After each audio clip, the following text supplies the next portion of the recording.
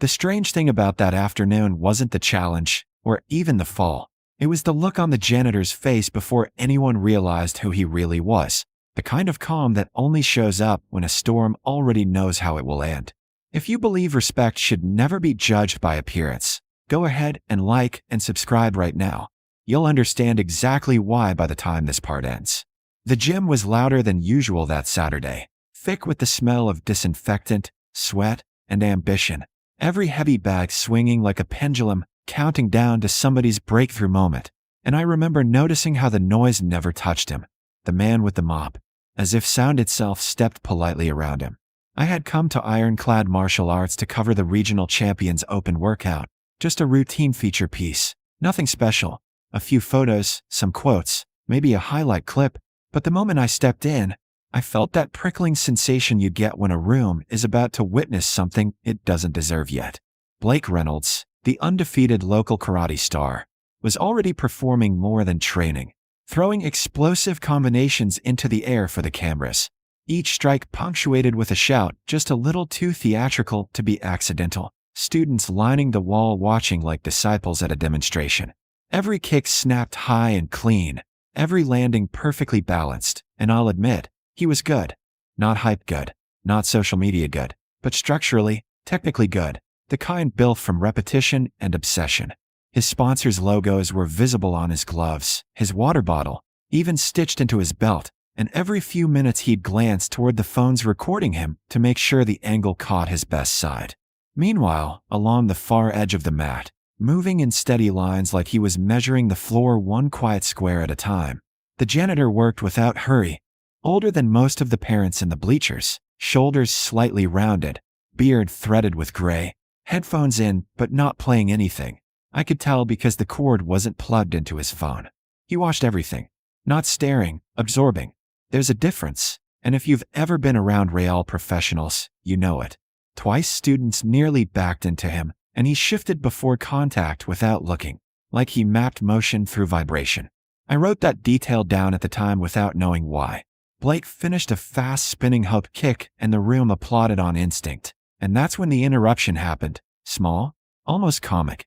The janitor stepped forward between rounds to wipe a sweat streak near center mat, and Blake had to hop back mid-pose to avoid sliding. The crowd laughed. Blake laughed louder. "Careful, boss," he called out, voice pitch for the room. "You trying to take me out before finals?" The janitor smiled apologetically and said something too soft to carry, but Blake waved him off with a playful bow like he'd just handled the heckler. That should have been the end of it. It wasn't. One of the teenage brown belts, the kind who confuse confidence with volume, muttered, "Bet he's never thrown a punch in his life." And that line, tossed like a paper airplane, landed right at Blake's feet. You could see the decision happen, the performer choosing escalation. "You want to try?" Blake said suddenly, pointing his glove at the janitor, grin wide. Crowd already leaning in. "Friendly spar. 2 minutes. I promise not to put you on the highlight reel." More laughter, phones rising, the electric hunger for harmless humiliation, the safest cruelty people allow themselves in public. I expected refusal. Instead, the janitor set the mop aside with unusual care, aligning it parallel to the wall instead of leaning it, a small act of precision that struck me as out of place. "Friendly," he repeated, not as a question, as a condition. They bowed. And here's what most people missed. Blake bowed from the neck. The janitor bowed from the hips. Old school. Respect first. When they squared up, Blake bounced, loose and flashy, while the janitor stood like someone waiting at a crosswalk, relaxed but rooted, weight distributed through the floor rather than over it. No guard pose, no theatrics, hands open, fingers soft. The teenager snickered. Someone whispered, "This won't last 10 seconds." The gym owner had stepped halfway out of his office by then, drawn by the sound pattern change. Coaches learned to hear silence forming. I lifted my camera up but found myself hesitating. Instinct again, like photographing the moment before lightning hits metal. Blake lunged first, a fast triple jab entry meant to overwhelm beginners. The janitor shifted half a step and the punches cut through empty space. Not blocked, avoided by inches, like he'd read them early. A few people clapped, thinking it was luck. Blake attacked again, harder, adding a body kick. The janitor's forearm lowered just enough to redirect without impact, and Blake's balance wobbled on the landing. No counterattack followed, which, in retrospect, was the biggest tell of all. Experienced fighters don't rush proof. They wait for certainty. The room's laughter thinned into murmurs. Blake circled now, eyes sharper, ego poked awake, and threw his signature spinning kick. Fast, camera perfect. And in that exact heartbeat, the janitor stepped inside the rotation, placed his palm lightly against Blake's hip line, and removed the champion from his own center of gravity like you'd slide a book from a shelf. Blake hit the mat with a flat, echoing thud that shut every mouth in the building. No strike, no slam, just physics, politely introduced. The janitor stepped back immediately and bowed again, already disengaged, as if the exchange had concluded the moment imbalance appeared. You could feel the crowd trying to rewrite what they'd just seen. Luck, slip, mat moisture, anything but skill. But the owner was already walking forward with the expression coaches wear when memory has been triggered. And I remember thinking, very clearly, we did not discover this man, we interrupted him. Blake didn't bounce back up this time. He rose carefully, like someone testing whether the ground still trusted him, and the gem's energy shifted from amusement to calculation. That subtle tightening you feel when a room realizes it may have misjudged the script. Nobody cheered now. Phones stayed raised but steadier, quieter, as if even the lenses were reconsidering their assumptions. I kept recording, though I'd forgotten about the article entirely. This had stopped being coverage and turned into observation. Blake circled again, slower, pride wrestling with doubt. And I saw the exact moment he understood the fall hadn't been an accident. His shoulders narrowed, chin tucked, stance lowered. Real fight posture replacing performance mode. Again, he said, and it came out more like a request than a command. The janitor, Daniel, though he didn't know his name yet, nodded once, expression unchanged, breathing smooth, not even winded, which struck me as odd because even experienced fighters show a pulse spike after engagement. Blake lodged a sharper combination this time, not flashy, efficient, low kick, straight cross, hook, the kind designed to test structure. Daniel's responses were so small they almost didn't register. A wrist touch that rerouted force, a shoulder turn that erased a target, a foot placement that stole angle. No wasted motion, no drama. If Blake was writing in bold letters, Daniel was editing in pencil. The students along the wall stopped whispering. Even the heavy bags seemed to hang still. Blake tried pressure, forward drive, closing space, and Daniel yielded exactly enough to make the pushover extend, then placed 2 fingers briefly against Blake's sternum and guided him backward 3 steps without striking. It looked impossible, like moving a shopping cart with a thread, and Blake's eyes flashed with the first real frustration of the day. He attacked harder, and that's when Daniel finally answered, not with power but with punctuation. A clean sweep timed between breaths, Blake landing again, controlled, unharmed, undeniably beaten in exchange too. No celebration followed.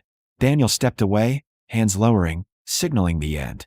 Silence held for a full 2 seconds before sound returned in fragments. A cough, a shoe squeak, someone whispering, "Who is that?" And the gym owner closed the remaining distance, studying Daniel's stance the way a historian studies handwriting. "Where did you train?" he asked, voice stripped of casual tone. Daniel hesitated, and in that pause I sensed reluctance, not secrecy, like a retired instrument being asked to perform. "Long time ago," he said quietly. "Different life." The owner didn't smile. "Your base is national style," he replied. "Old Federation alignment. Nobody teaches that anymore." A teenager near me was already typing furiously into his phone, and within seconds the ripple began. Screen reflections lighting faces, search results loading, archive photos, a younger version of the man with the mop wearing a black belt and a metal ribbon, standing on a podium under a flag. "No way," someone breathed. "That's him." The name traveled mouth to mouth before it reached volume. Daniel Cruz, Pan American champion, disappeared after an injury. I watched recognition hit the owner first, then the older instructors, then the serious students. The laughter debt coming due all at once. Blake looked from the phone screen to Daniel and back again, recalculating the universe in real time. "Why are you cleaning mats?" Blake asked, and for the first time all afternoon, there was no edge in his voice, just honest confusion. Daniel picked up the mop handle, checking the edge like a craftsman checks a blade. Because they're dirty, he answered, and a few people laughed, softly, respectfully this time. But the owner kept watching him with a different question in his eyes, one that asked about exile, about cost, about why skill this deep had gone underground.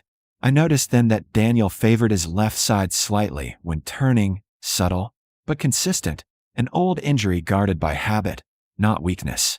The brown belt who'd made the joke earlier stepped forward and bowed, awkward but sincere, and Daniel returned it with identical depth, giving the same respect he'd been denied minutes before, which somehow made the gesture heavier. Blake removed his gloves and held them under his arm like something ceremonial instead of promotional. I didn't mean disrespect, he said. Daniel shook his head gently.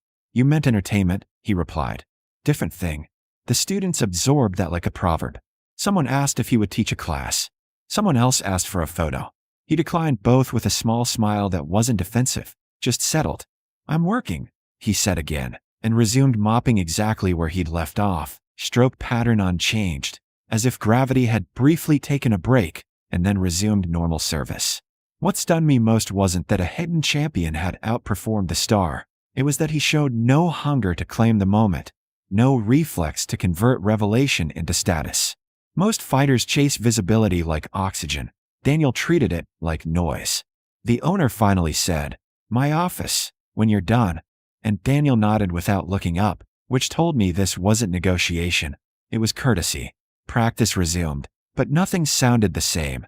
Every kick now measured against a quieter standard, every stance a little more honest.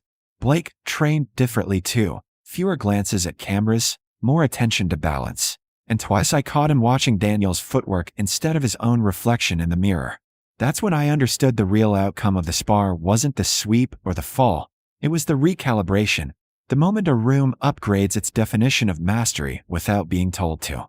And as Daniel reached the far edge of the mat and turned for the next pass, I realized he'd never once looked at the crowd to see what they thought of him, which, in a building full of people performing skill, might have been the most advanced technique on display.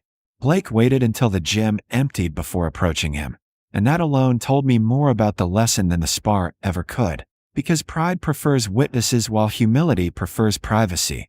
And by then the late sunlight was slanting through the high windows in long gold bars that turned dust into glitter and sweat marks into maps. And Daniel, champion, janitor, ghost, was rinsing his mop in the utility sink like the afternoon had asked nothing unusual of him. I stayed too, pretending to review footage, but really I wanted to see how stories actually end when the cameras grow bored. Blake stood there a moment rehearsing courage, gloves tucked under his arm, voice stripped of branding when he finally spoke. I owe you an apology, he said, simple and unarmored. Daniel shut off the water before turning. He always finished one action before beginning another, and shook his head lightly. You owe your students consistency, he replied. That's harder. Blake swallowed that like medicine. Why didn't you tell anyone who you are? Daniel smiled, not sadly, not proudly, just knowingly. Because names echo longer than they deserve, he said. Habits matter more. That might have been the end, but a small voice cut across the room. Dad? And everything rearranged itself around that word. The little white belt girl I'd noticed earlier came jogging from the locker hallway, backpack bouncing, hair half braided like the day got finished in a hurry, and Daniel's entire posture changed. Not softer, but warmer, like a house light switching on. Sorry, Mija, 5 minutes late, he said, kneeling to her height. She studied his face. Did you spar again? She asked. Not did you spar again. Blake and I exchanged a glance at the same time. Daniel answered her with a tiny shrug. Just moving, he said. She nodded, satisfied, which meant this was normal somewhere in her world. Blake blinked. She trains here. Daniel nodded. Discount on tuition if I clean nights and weekends. No bitterness. Just math. The gym owner, who had been watching from the office doorway, stepped forward then and made it official in the plainest way possible. That discount just turned into a salary, he said. Instructor rate. If you'll accept. Daniel looked surprised, not at the offer, but at the timing, like someone being handed an umbrella after learning to walk and ring. Condition, Daniel answered.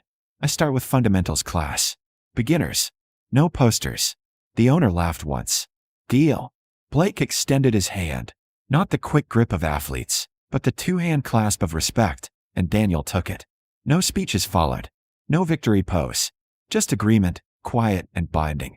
The next week the beginner class tripled in size, not from advertising, but from word of mouth, because the clip had spread anyway, though not the way viral clips usually do.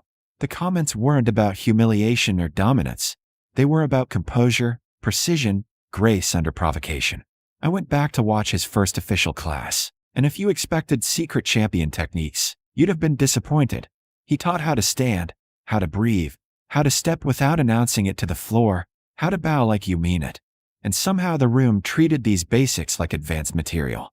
Blake attended too, in the back, belt tied, no cameras, repeating footwork like a white belt and not ashamed of it.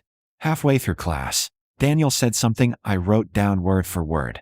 Power is what leaks out when balance fails. Skill is what remains when nobody is watching.